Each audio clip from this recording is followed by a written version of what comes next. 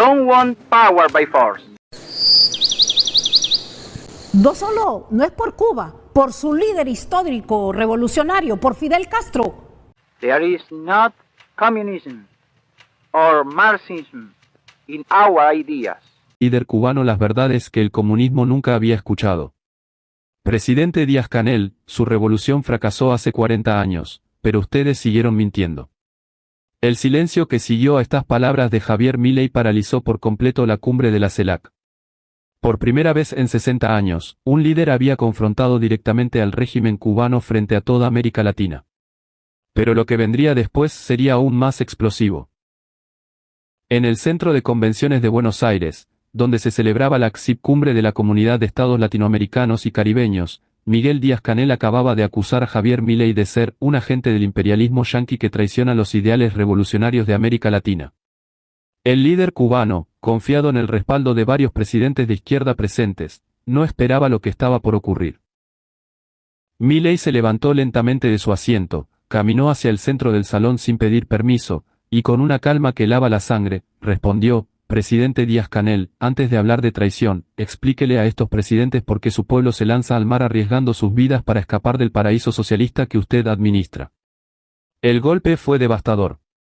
Díaz-Canel palideció visiblemente. Los presidentes de Venezuela, Bolivia y Nicaragua intercambiaron miradas de alarma. Nadie esperaba una confrontación tan directa. Pero esto era solo el comienzo.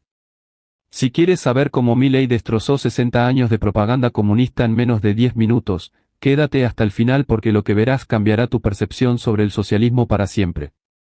Pero retrocedamos 20 minutos para entender cómo llegamos a este momento histórico. La cumbre había comenzado como todas las anteriores. Discursos protocolares sobre integración regional, cooperación económica y el típico ataque retórico al imperialismo norteamericano. Los presidentes de izquierda parecían cómodos en su zona de seguridad ideológica, repitiendo las mismas consignas de siempre. Díaz-Canel había llegado a Buenos Aires con una misión clara: aislar diplomáticamente a Milei y presentarlo como una amenaza para la unidad latinoamericana. El líder cubano, que había heredado el poder de los Castro sin el carisma ni la legitimidad revolucionaria de sus predecesores, necesitaba una victoria política para fortalecer su posición interna. Durante su intervención, Díaz-Canel había escalado progresivamente sus ataques contra Argentina. Primero criticó las políticas neoliberales que empobrecen al pueblo. Luego denunció la entrega de la soberanía nacional a los organismos imperialistas. Finalmente, dirigiendo su mirada directamente hacia Milei, lo acusó de ser un títere del capitalismo salvaje que traiciona la sangre derramada por nuestros libertadores. El ambiente en el salón se había tensado considerablemente. Los presidentes de Brasil, Colombia y Chile observaban incómodos, sabiendo que una respuesta agresiva de Milei podría dinamitar la cumbre. Los asesores susurraban nerviosamente. Las cámaras enfocaban alternativamente a ambos líderes. Pero Díaz-Canel no se detuvo ahí. Envalentonado por lo que interpretó como silencio de Milei, decidió aceptar lo que creía sería el golpe final. El presidente argentino representa todo lo que está mal en América Latina: el sometimiento a potencias extranjeras, el desprecio por los pobres, y la traición a los ideales bolivarianos que unieron a nuestra región. Fue entonces cuando Milei decidió que era momento de hablar. Pero nadie, absolutamente nadie, esperaba la demolición sistemática que estaba por comenzar. Milei se incorporó con una tranquilidad que contrastaba dramáticamente con la tensión del ambiente. No había ira en su rostro, sino algo mucho más peligroso: la serenidad de quien tiene la verdad de su lado y está dispuesto a usarla como un bisturí quirúrgico. Presidente Díaz-Canel, comenzó con una voz que alcanzó cada rincón del auditorio: usted habla de traición, pero déjeme preguntarle. ¿Quién traicionó las promesas de la Revolución cubana? Porque 60 años después, su pueblo sigue siendo más pobre que cuando Batista estaba en el poder. La primera estocada había sido precisa. Díaz-Canel intentó mantener la compostura, pero su sonrisa diplomática comenzó a desdibujarse. Los datos eran irrefutables: Cuba en 2024 tenía una economía menor que en 1958, ajustada por inflación y crecimiento poblacional. Pero Milei no había terminado. Usted critica el imperialismo, pero ¿no fue Cuba la que permitió misiles soviéticos en su territorio? No han estado ustedes subordinados a potencias extranjeras durante 6 décadas. Primero a la Unión Soviética, luego a Venezuela, ahora a Rusia y China. ¿Eso no es sometimiento? El segundo golpe fue aún más certero. Díaz-Canel comenzó a removerse en su asiento. El argumento antiimperialista, base fundamental de la retórica cubana, acababa de ser volteado contra él mismo. Varios presidentes presentes intercambiaron miradas incómodas, porque sabían que Milei tenía razón. Pero hay algo más grave, continuó Milei, acercándose un paso hacia el centro del salón. Usted habla de ideales bolivarianos, pero Bolívar luchó por la libertad. ¿Dónde está la libertad en Cuba? ¿Dónde está la libertad de expresión, la libertad de movimiento, la libertad de emprender? Díaz-Canel finalmente intentó responder. Presidente Milei, Cuba ha construido un sistema de salud y educación que es ejemplo para el mundo. Ejemplo, lo interrumpió Milei con una sonrisa que no llegaba a los ojos. Presidente, si el sistema cubano es tan exitoso, ¿por qué los médicos cubanos ganan más dinero manejando taxis en Miami que ejerciendo su profesión en La Habana? ¿Por qué los profesores universitarios cubanos venden cigarrillos en las calles para sobrevivir? El tercer impacto fue demoledor. Díaz-Canel había perdido completamente el color del rostro. Los datos que Milei estaba citando eran de conocimiento público, pero nadie se había atrevido nunca a confrontar al régimen cubano con ellos en un foro internacional. Pero lo que vino después nadie lo vio venir. Suscríbete ahora y activa la campanita porque lo que está por ocurrir marcará un antes y un después en la historia de las relaciones Cuba-América Latina. No te pierdas ni un segundo de esta demolición histórica. Milei sabía que tenía a Díaz-Canel contra las cuerdas, pero decidió ir por el nocaut definitivo. Su siguiente movimiento sería tan audaz que incluso sus propios asesores contuvieron la respiración. Presidente Díaz-Canel, dijo Milei, modulando su voz para que cada palabra fuera perfectamente audible, déjeme hacerle una pregunta que ningún líder latinoamericano se ha atrevido a formularle nunca: si el socialismo cubano es tan exitoso, ¿por qué no abren las fronteras y permiten que la gente elija libremente si quiere quedarse o irse? El silencio que siguió fue sepulcral. Era la pregunta que todos conocían pero nadie había verbalizado jamás en un foro oficial. La pregunta que exponía la contradicción fundamental del régimen cubano: si realmente era el paraíso que proclamaban, ¿por qué tenían que mantener a la gente a la fuerza? Díaz-Canel tartamudeó: Cuba. Cuba ha sido víctima del bloqueo imperialista más largo de la historia. El bloqueo, lo interrumpió Milei, no les impide comerciar con Europa, Asia, África y América Latina. No les impide desarrollar agricultura, industria, servicios. Lo que sí impide es la competencia, porque ustedes saben que si la gente pudiera elegir libremente, el régimen se desplomaría en 6 meses. Era cierto. Cuba comerciaba normalmente con más de 190 países del mundo. El bloqueo estadounidense se había convertido en la excusa perfecta para justificar 6 décadas de fracaso económico. Pero déjeme decirle algo más, continuó Milei, ahora dirigiéndose también al resto de presidentes presentes. El verdadero bloqueo no viene de Estados Unidos. El verdadero bloqueo lo imponen ustedes a su propio pueblo: bloqueo a la información, bloqueo a la movilidad, bloqueo a la iniciativa privada, bloqueo a la libertad. Los presidentes de Venezuela y Nicaragua se removían incómodos en sus asientos. Las palabras de Milei no solo demolían al régimen cubano, sino que cuestionaban el modelo autoritario que varios de ellos habían adoptado en sus propios países. Díaz-Canel, visiblemente alterado, intentó un contraataque desesperado. Fácil es criticar cuando se gobierna para los ricos y se olvida de los pobres. Los pobres. Milei sonrió con incredulidad.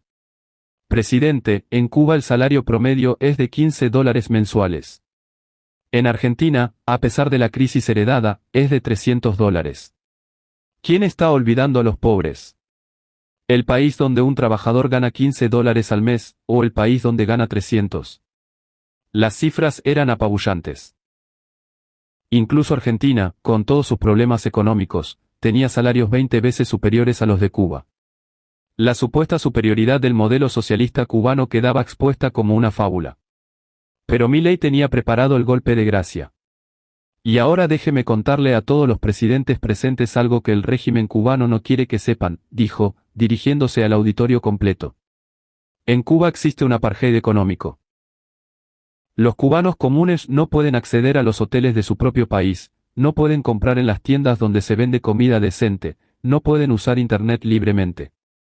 Tienen que ser extranjeros en su propia patria. Era la verdad más incómoda del régimen cubano. La existencia de dos economías paralelas, una para los extranjeros y la élite del partido, otra para el pueblo común.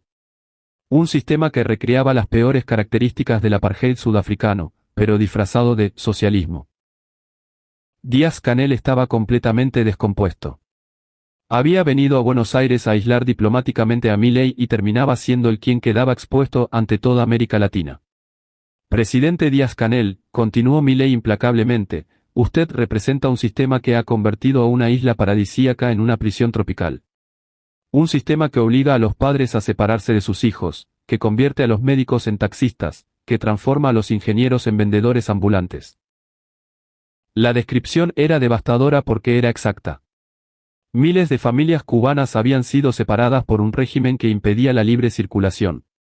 Profesionales altamente calificados se veían forzados a abandonar sus carreras para sobrevivir económicamente. Pero lo más grave, dijo Milei acercándose al micrófono central, es que ustedes han exportado ese modelo de miseria a otros países de América Latina. Venezuela era el país más rico de la región, y miren lo que pasó cuando adoptaron el modelo cubano. Nicaragua era una democracia, y miren lo que ocurrió cuando siguieron sus consejos. Era la acusación más seria que se podía hacer contra Cuba, no solo haber arruinado su propio país, sino haber exportado conscientemente el fracaso a otras naciones. El auditorio estaba en silencio absoluto. Incluso los presidentes más ideológicamente afines a Cuba parecían incómodos con lo que estaban escuchando. Los argumentos de Milei eran tan sólidos, tan documentados, tan irrefutables, que resultaba imposible contradecirlos. Díaz-Canel hizo un último intento desesperado. Cuba ha resistido 60 años de agresiones imperialistas. ¿Resistido? Milei rió con amargura. Presidente, resistir habría sido mantener la prosperidad a pesar de las dificultades. Lo que ustedes han hecho es empobrecer sistemáticamente a su pueblo durante 6 décadas y culpar a otros de su incompetencia. El golpe final había llegado. Díaz-Canel se quedó en silencio, mirando al suelo, derrotado completamente. Por primera vez en la historia de las cumbres latinoamericanas, un líder había confrontado directamente al régimen cubano con hechos irrefutables y lo había dejado sin argumentos. Los presidentes presentes procesaban lo que acababan de presenciar. Algunos, como el de Uruguay, asentían discretamente. Otros, como los de Venezuela y Bolivia, evitaban cualquier gesto que pudiera interpretarse como apoyo a uno u otro bando. Milei había logrado algo que parecía imposible: exponer las contradicciones del socialismo cubano usando únicamente datos verificables y lógica implacable. No había insultado, no había gritado, no había recurrido a descalificaciones personales. Simplemente había dicho la verdad, y la verdad había sido devastadora. Pero la demolición no había terminado. Milei tenía preparada una revelación final que dejaría a todos los presentes sin palabras.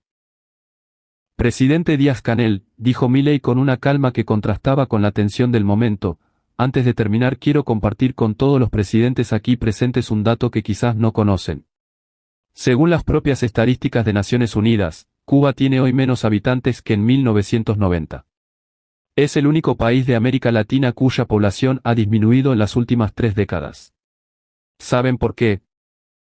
Porque la gente prefiere irse a cualquier lugar del mundo antes que vivir en el paraíso socialista que ustedes administran. El dato era demoledor. Cuba había perdido población no por guerras, no por catástrofes naturales, sino porque la gente huía masivamente del sistema. Era la condena más severa que un régimen político podía recibir, que su propio pueblo votara con los pies, abandonando el país a pesar de todos los obstáculos. Y esa, señores presidentes, continuó Milei dirigiéndose a toda la audiencia, es la diferencia entre un sistema libre y un sistema autoritario. En un sistema libre, la gente viene porque quiere prosperar. En un sistema autoritario, la gente se va porque quiere sobrevivir. Díaz-Canel permanecía en silencio, completamente derrotado. Su plan de aislar a Milei había fracasado estrepitosamente. En cambio, había quedado expuesto como el representante de un sistema anacrónico, fracasado y opresivo. Los organizadores de la cumbre, percibiendo que la situación había llegado a un punto de no retorno, anunciaron discretamente un receso. Pero el daño ya estaba hecho. Las palabras de Milei habían sido grabadas, transmitidas y pronto circularían por todo el continente. En los pasillos del centro de convenciones, los comentarios eran unánimes: nadie había visto nunca una demolición tan sistemática y documentada del régimen cubano. Incluso los críticos de Milei reconocían que sus argumentos habían sido irrefutables. Díaz-Canel abandonó la cumbre esa misma tarde, alegando problemas de agenda. Pero todos sabían la verdadera razón: había sido humillado públicamente y no podía permanecer en Buenos Aires después de la paliza intelectual que había recibido. Los días siguientes demostraron el impacto de la confrontación. En Cuba, las autoridades prohibieron cualquier mención del incidente en los medios oficiales. En el resto de América Latina, los debates sobre el modelo cubano se intensificaron como nunca antes. Milei había logrado algo que décadas de política exterior estadounidense no habían conseguido: exponer la bancarrota moral e intelectual del régimen cubano usando únicamente la verdad. No había necesitado amenazas, no había requerido sanciones. Solo hechos, datos y lógica implacable. La historia recordaría ese día como el momento en que alguien tuvo el coraje de decirle al emperador que estaba desnudo. Y el emperador, por primera vez en 60 años, no tuvo respuesta. El legado de esa confrontación trascendería la propia cumbre. Había marcado el fin de la impunidad retórica del socialismo latinoamericano. A partir de ese día, cualquier líder que invocara el modelo cubano tendría que enfrentar las preguntas que Milei había formulado. Porque a veces, solo se necesita una voz valiente para romper décadas de silencio cómplice. Y esa voz, ese día, tuvo nombre y apellido. Javier Milei, el presidente que se atrevió a decir lo que todos pensaban pero nadie se animaba a expresar.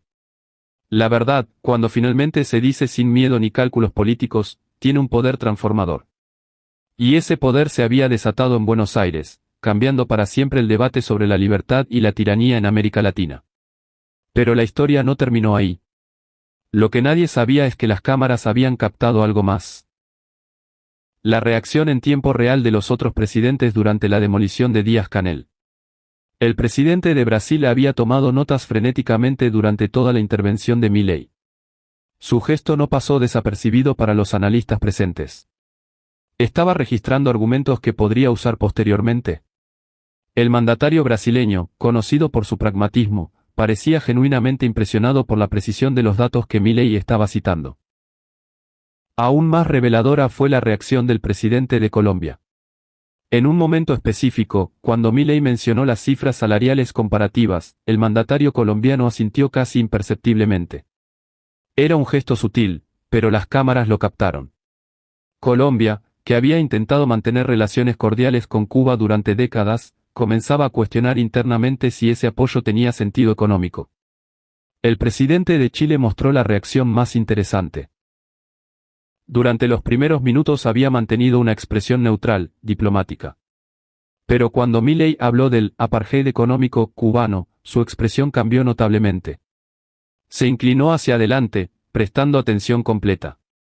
Chile, con su propia historia de transformación económica exitosa, entendía perfectamente las implicaciones de lo que Milei estaba exponiendo. Pero fue la reacción del presidente de Uruguay la que más sorprendió a los observadores veteranos. Conocido por su moderación y prudencia diplomática, había mantenido silencio durante toda la cumbre. Sin embargo, cuando Milei concluyó su intervención, el mandatario uruguayo hizo algo inesperado: comenzó a aplaudir lentamente. El aplauso duró apenas 5 segundos, pero fue suficiente para generar un efecto dominó. El presidente de Paraguay se unió discretamente. Luego Costa Rica. Después Panamá. En cuestión de un minuto, más de la mitad del auditorio aplaudía la intervención de Milei. Díaz-Canel observaba esta escena con una mezcla de horror e incredulidad. El plan de aislar diplomáticamente a Argentina no solo había fracasado, se había revertido completamente. Era él quien quedaba aislado. El momento más impactante llegó cuando el presidente de Ecuador se acercó al micrófono central. Sin previa coordinación, sin consultar con sus asesores, tomó la palabra. Creo que el presidente Milei ha planteado preguntas legítimas que merecen respuestas honestas. Era una ruptura diplomática sin precedentes. Un presidente latinoamericano estaba validando públicamente la crítica demoledora contra Cuba.